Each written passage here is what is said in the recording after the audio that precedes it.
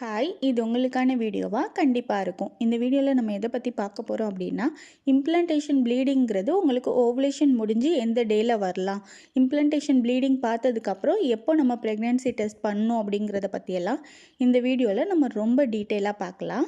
அதுக்கு முன்னாடி நீங்கள் இன்னும் சேனலை சப்ஸ்கிரைப் பண்ணலைன்னா மறக்காமல் சப்ஸ்கிரைப் பண்ணிடுங்க. ஃபஸ்ட்டு இம்ப்ளான்டேஷன் அப்படிங்கிறது என்ன அப்படின்னு ரொம்ப ஷார்ட்டாக பார்க்கலாம். இம்ப்ளான்டேஷன் அப்படிங்கிறது நீங்கள் ஓவலேஷன் டைமில் ஹஸ்பண்ட் அண்ட் ஒய்ஃப் வந்து ஒன்றா இருக்கிறப்போ ஹஸ்பண்டோட ஸ்பெம் வந்து ஒய்ஃபோட கருமுட்டையை போய் மீட் பண்ணி அங்கேருந்து அது கருவாக உருவாகும். இந்த ப்ராசஸ் எல்லாமே உங்களுக்கு ஃபெலோப்பியன் டியூப்பில் தான் நடக்கும். ஸோ ஓவரிக்கு அப்புறம் ஃபெலோப்பியன் டியூப் வந்து உங்களுக்கு உங்களோட யூட்ரஸ் கூட, அதாவது உங்களோட கர்ப்பப்பை கூட கனெக்ட் ஆகிருக்கும். ஸோ இந்த ஃபெலோப்பியன் டியூப்பில் நடக்கக்கூடிய இந்த ப்ராசஸ் வந்து, அதாவது அந்த கரு வந்து கொஞ்சம் கொஞ்சமாக நகர்ந்து உங்களுக்கு உங்களோட யூட்ரஸோட உட் சைடில் என்ட்ரோமேட்டியம் அப்படின்னு இருக்கும். ஃபாலிகுலர் ஸ்டடி பண்ணுறவங்களுக்கெல்லாம் தெரிஞ்சிருக்கும். உங்களுக்கு வந்து ஃபாலிகுலர் ஸ்டடியிலேயே லெஃப்ட் ஓவரியில் அண்ட் ரைட் ஓவரியில் இருக்கக்கூடிய எக்கோட சைஸு ப்ளஸ் என்ட்ரோமேட்டியத்தோட திக்னஸ் இதெல்லாம் தான் உங்களுக்கு ஸ்டடி பண்ணுவாங்க. இது வந்து என்ட்ரோமேட்டியம் வந்து ரொம்பவே இம்பார்ட்டன்ட் இந்த இம்ப்ளான்டேஷன் ப்ராசஸ்க்கு. டோட்டலாக ப்ரெக்னென்சிக்குமே ரொம்ப இம்பார்ட்டன்ட் தான். ஸோ ஒன்ஸ் இந்த கரு வந்து இந்த என்ட்ரோமேட்டியத்தில் வந்து போய் பதிகிறத தான் நம்ம வந்து இம்ப்ளான்டேஷன்னு சொல்கிறோம். இதில் சம்டைம்ஸ் உங்களுக்கு ப்ளீடிங் இருக்கலாம், சிலவங்களுக்கு சின்னதாக கிராம்ப்ஸ் இருக்கலாம், அதாவது சுருக்குன்னு குத்துற மாதிரியான ஃபீல் இருக்கலாம், சிலவங்களுக்கு ப்ளீடிங் இல்லாமல் கூட இருக்கலாம். ஸோ இதெல்லாம் என்ன அப்படின்னு பார்க்கலாம். ஃபஸ்ட்டு உங்களுக்கு இந்த இம்ப்ளான்டேஷனுங்கிறது எப்போ நடக்கும் அப்படின்னா, ஓவலேஷன் உங்களுக்கு ஒரு 14th டே நடக்குது அப்படின்னா அதிலிருந்து ஒரு 6 to 7 டேஸ்க்கு அப்புறமா, அதாவது 1 வீக்குக்கு அப்புறமா தான் உங்களுக்கு இந்த இம்ப்ளான்டேஷன் ப்ராசஸ்ங்கிறது நடக்கும். ஏன்னா கருமுட்டை வந்து உங்களுக்கு வெடித்து அது வந்து கருவாக உருவாகியிருக்கு, குவாலிட்டியான எக்கும் குவாலிட்டியான ஸ்பெம்மும் மீட் பண்ணியிருக்கிற பட்சத்தில் ஒரு ஆரோக்கியமான கரு உருவாகியிருந்து அப்படின்னா அது கொஞ்சம் கொஞ்சமாக தான் நகர்ந்து வரும். ஸோ இதுக்கு வந்து உங்களுக்கு 7 டேஸ்க்கு அப்புறமா கூட இந்த ப்ராசஸ் நடக்கலாம். இது வந்து உங்களுக்கு நடக்கிறப்போ உங்களுக்கு இம்ப்ளான்டேஷன் ப்ளீடிங் வரும்னு சொன்னேன் இல்லையா?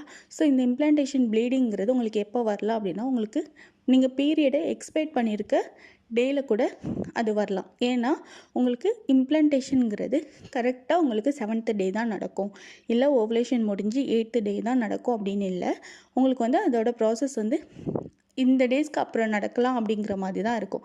ஸோ உங்களுக்கு ஓவலேஷன் முடிஞ்சு ஒரு 12th டேயில் நடக்குது அப்படின்னா 14+12, இல்லை உங்களுக்கு 10th டேயில் நடக்குது அப்படின்னா உங்களுக்கு ஓவலேஷன் 14th நடந்திருக்குன்னா 14+10, ஸோ 24. இந்த மாதிரி உங்களுக்கு இம்ப்ளான்டேஷனுங்கிறது நீங்கள் பீரியடை வந்து எக்ஸ்பெக்ட் பண்ணியிருக்க டேயில் தான் இது வந்து நடக்கும். ஸோ இதனால தான் உங்களுக்கு அது பீரியட்கான பிளட்டாக இல்லை இம்ப்ளான்டேஷனுக்கான ஸ்பாட்டிங்காங்கிறதுல கன்ஃபியூஷன் வருது. இதை எப்படி இன்னும் ஈஸியாக ஐடென்டிஃபை பண்ணிக்கலாம் அப்படின்னா, ஃபஸ்ட்டு இதோட கலர். நமக்கு நார்மலாக பீரியட் கலர் வந்து ரெட்டில் தான் இருக்கும். ஃபஸ்ட்டு ஸ்டார்டிங்கில் கொஞ்சம் டார்க்காக இருக்கும், போக போக அது வந்து பியோர் ரெட்டாகவே வரலாம். இது உங்களுக்கு இம்ப்ளான்டேஷன் ப்ளீடிங்காக இருக்கிற பட்சத்தில் உங்களுக்கு இது வந்து ரெட்டாவோ இல்லை டார்க் ரெட்டாவோ இல்லாமல் கொஞ்சம் மங்குன கலரில் இருக்கலாம், இல்லை பிங்காக கூட நிறைய பேருக்கு வருது. இதுக்கு ரீசன் என்ன அப்படின்னா, உங்களுக்கு ஒயிட் டிஸ்சார்ஜ் கூட இந்த பிளட்டு மிக்ஸ் ஆகி வர்றதுனால. ஸோ உங்களுக்கு இந்த மாதிரி கலர் வச்சு நீங்கள் ஐடென்டிஃபை பண்ணிக்கலாம். செகண்ட் வந்து இதோட கன்சிஸ்டன்சி. இப்போ உங்களுக்கு பீரியட்கான ஃப்ளோ தான் அப்படிங்கிற பட்சத்தில் இது வந்து நார்மலாக உங்களுக்கு பிளட் வர மாதிரி தான் இருக்கும். இதே உங்களுக்கு இம்ப்ளான்டேஷனாக இருக்கிறப்போ உங்களுக்கு வந்து கொஞ்சம் கொலன்னு இருக்கலாம். ஏன்னா நமக்கு வந்து ஒயிட் டிஸ்சார்ஜ் எப்படி இருக்கும் அது கூட சேர்ந்து இது மிக்ஸ் ஆகி வர்றதுனால உங்களுக்கு கொஞ்சம் கொலன்னு இருக்கலாம். இதை வச்சு கூட நீங்கள் ஐடென்டிஃபை பண்ணிக்கலாம். இல்லை ஒரே ஒரு டிஃப்ரென்ஸ் வச்சு மட்டுமே ஐடென்டிஃபை பண்ணணும் அப்படின்னா கண்டிப்பாக நீங்கள் வந்து கொஞ்சம் வெயிட் பண்ணி தான் பார்க்கணும். ஏன்னா இதோட இந்த ஃப்ளோங்கிறது உங்களுக்கு பீரியடாக இருக்கிற பட்சத்தில் உங்களுக்கு ஸ்டார்டிங்கில் கொஞ்சம் கம்மியாக இருந்தாலும் அதே டேலேயே உங்களுக்கு வந்து அது நல்லாவே இன்க்ரீஸ் ஆகும். ப்ளஸ் உங்களுக்கு பெயின் அதிகமாகிக்கிட்டே இருக்கும். இல்லை உங்களுக்கு இம்ப்ளான்டேஷன் அப்படிங்கிற பட்சத்தில் உங்களுக்கு வந்து ஸ்பாட்டிங் மட்டும்தான் இருக்கும், ஒரு பேட் யூஸ் பண்ணுற அளவுக்கு கூட இருக்காது, அதே மாதிரி ஃப்ளோவும் இன்க்ரீஸ் ஆகாது. ஸோ இதை வச்சு நீங்கள் வந்து நல்லாவே டிஃப்ரென்ஷியேட் பண்ணி பார்த்துக்க முடியும் உங்களுக்கு அது இம்ப்ளான்டேஷன் ப்ளீடிங்கா இல்லை பீரியட்கான ப்ளீடிங்கா அப்படின்னு. செகண்ட், உங்களுக்கு இம்ப்ளான்டேஷன் ப்ளீடிங் நீங்கள் பார்த்துட்டீங்க, ஃப்ளோ வந்து உங்களுக்கு இன்க்ரீஸ் ஆகலை அப்படின்னா எப்போ ப்ரெக்னன்சி டெஸ்ட் எடுக்கணும் அப்படிங்கிறது. இதில் நிறைய பேர் பண்ணக்கூடிய மேஜர் மிஸ்டேக் என்ன அப்படின்னா, நான் நேற்று தான் இம்ப்ளான்டேஷன் ப்ளீடிங் வந்து பார்த்தேன், ஆனால் இன்றைக்கி நான் வந்து செக் பண்ணப்போ எனக்கு நெகட்டிவ் வந்துச்சு அப்படின்னு சொல்லுவாங்க.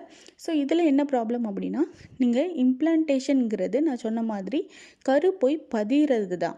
ஸோ அது பதிஞ்சு அதுக்கப்புறம் தான் ஹெச்சிஜி ஹார்மோன் வந்து நம்மளோட பிளட்லேயும் யூரின்லேயும் வந்து இன்க்ரீஸ் ஆகும்.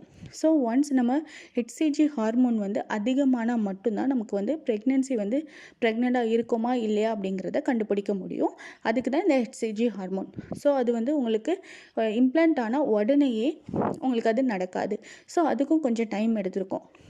இம்ப்ளான்டேஷன் நடந்த அன்றைக்கே நம்ம செக் பண்ணுறோம் இல்லை மறுநாள் நம்ம செக் பண்ணுறோங்கிறப்போ நமக்கு வந்து நெகட்டிவ் ரிசல்ட் காட்டுறதுக்கான வாய்ப்பு தான் அதிகமாக இருக்குது. ஸோ நீங்கள் வந்து உங்களுக்கு இம்ப்ளான்டேஷன் ப்ளீடிங் நீங்கள் கன்ஃபார்ம் பண்ணிட்டீங்க, இது வந்து உங்களுக்கு பீரியட் இல்லை, இம்ப்ளான்டேஷன் ப்ளீடிங் தான் அப்படிங்கிற பட்சத்தில் ஒரு 3 to 5 days வரைக்கும் நீங்கள் வெயிட் பண்ணி தான் நீங்கள் வந்து கண்டிப்பாக செக் பண்ண முடியும். இப்போ நார்மல் பீரியட் இருப்பாங்க, நார்மல் ரெகுலர் பீரியட் இருக்கிறவங்களுக்கு 14th டே ஓவலேஷன் நடந்திருக்கு, இம்ப்ளான்டேஷன் ஒரு 24th டே நடந்திருக்கு அப்படிங்கிறப்போ தான் அவங்க பீரியட் மிஸ் ஆன மறுநாள் செக் பண்ணுவாங்க. இதுக்குள்ள இடையில உள்ள கேப் வந்து உங்களுக்கு 1 week இருக்குது. ஸோ நீங்கள் இம்ப்ளான்ட் ஆனதுக்கப்புறம், அதாவது இம்ப்ளான்டேஷன் ப்ளீடிங் பார்த்ததுக்கப்புறம் கண்டிப்பாக 1 week ஆச்சும் வெயிட் பண்ணி தான் நீங்கள் வந்து ப்ரெக்னென்சி செக் பண்ணணும். நீங்கள் ஃபஸ்ட்டு செக்கே கொஞ்சம் உங்களுக்கு ரெகுலர் பீரியடாக இருக்கிற பட்சத்தில் கூட ஒரு 33rd டே கூட வச்சுருந்துருக்கலாம். இல்லை நீங்கள் கொஞ்சம் இர்ரெகுலர் பீரியட் தான் அப்படிங்கிறவங்க கண்டிப்பாக ஒரு 35 டேஸ்க்கு அப்புறமே உங்களோட ஃபஸ்ட்டு ப்ரெக்னென்சி செக்கப் இல்லை கிட்டில் செக் பண்ணுறீங்கன்னா கூட ஃபஸ்ட்டு வந்து நீங்கள் ஒரு 35th டேக்கு அப்புறம் வந்து நீங்கள் செக் பண்ணி பார்க்குறப்போ கண்டிப்பாக உங்களுக்கு ஃபஸ்ட்டு செக்கப்லேயே உங்களுக்கு பாசிட்டிவ் ரிசல்ட் காட்டுறதுக்கான சான்சஸ் வந்து அதிகமாக இருக்குது. உங்களுக்கு வந்து ஒன்ஸ் ஹெச்சிஜி ஹார்மோன் வந்து இன்க்ரீஸ் ஆகுது அப்படிங்கிறப்போ கண்டிப்பாக உங்களுக்கு உடம்புல வந்து நிறைய சேஞ்சஸ் இருக்கும், ப்ளஸ் நிறைய சிம்டம்ஸ் காட்டும். அது வாமிட்டாக இருக்கலாம், நாசியாவாக இருக்கலாம். இல்லை சிம்டம்ஸே இல்லைன்னா கூட கொஞ்சம் வெயிட் பண்ணி பாருங்கள், எனக்கு கொஞ்சம் லேட்டராக கூட சிம்டம்ஸ் காட்டுறவங்களும் இருக்கிறாங்க. அது மாதிரி உங்களுக்கு பீரியட் டே மிஸ் ஆனதுக்கப்புறம் தான் நீங்கள் இம்ப்ளான்டேஷன் ப்ளீடிங் பார்க்குறீங்கன்னா அப்படின்னா கூட உங்களுக்கு மேபி உங்களோட ஓவலேஷன் லேட்டாக நடந்திருக்கலாம், இல்லை உங்களோட இம்ப்ளான்டேஷன் லேட்டாக நடந்திருக்கலாம். நான் முன்னாடியே சொன்ன மாதிரி இம்ப்ளான்டேஷன் வந்து பர்டிகுலராக இந்த டேயில் தான் நடக்கும், இந்த டேயில் தான் நடந்துச்சுன்னு நம்மளால் சொல்ல முடியாது. ஸோ இது கொஞ்சம் லேட்டாக ஆனால் கூட உங்களுக்கு பீரியட் வந்து இப்போ உங்களுக்கு 30th அன்னைக்கு வந்து பீரியட் வரணும் அப்படின்னா அது வராமல் ஒரு 2nd இல்லை 3rd டேயில் உங்களுக்கு வந்து நீங்கள் வந்து இம்ப்ளான்டேஷன் ப்ளீடிங்கை கூட பார்த்துருக்கு அதுக்கான வாய்ப்பு இருக்குது. ஸோ நீங்கள் போட்டு கன்ஃபியூஸ் ஆகிருக்காதீங்க. மெயினாக உங்களுக்கு தெரிஞ்சிருக்க வேண்டிய விஷயம் என்ன அப்படின்னா, இதோட ஃப்ளோ வந்து ரொம்பவே கம்மியாக தான் இருக்கும். ஸோ இந்த ஒரு டிஃப்ரென்ஸ் வச்சு நீங்கள் ஈஸியாகவே ஐடென்டிஃபை பண்ணிக்கலாம். அதே மாதிரி நீங்கள் ப்ளீடிங்கை வந்து பார்த்ததுக்கப்புறம் ஒரு 5 டேஸ்க்கு அப்புறம் உங்களோட ப்ரெக்னன்சி செக் பண்ணிக்கலாம். ஸோ இந்த மாதிரி யூஸ்ஃபுல்லான இன்ஃபர்மேஷன் தெரிஞ்சுக்க சேனலை லைக் பண்ணுங்கள், ஷேர் பண்ணுங்கள் அண்ட் சப்ஸ்கிரைப் பண்ணுங்கள்.